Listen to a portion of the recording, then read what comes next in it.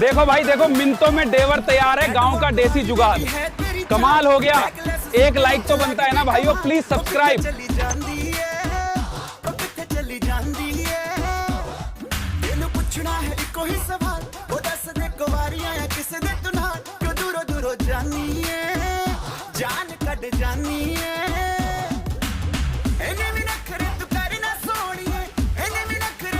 अरे भैया देखो ये देसी जुगाड़, पुरानी प्लास्टिक टंकी से बना दिया पूरा टॉयलेट। ना ज्यादा खर्चा ना झंझट, गाँव में एकदम सेट काम। ऐसा जुगाड़ हर किसान को अपनाना चाहिए।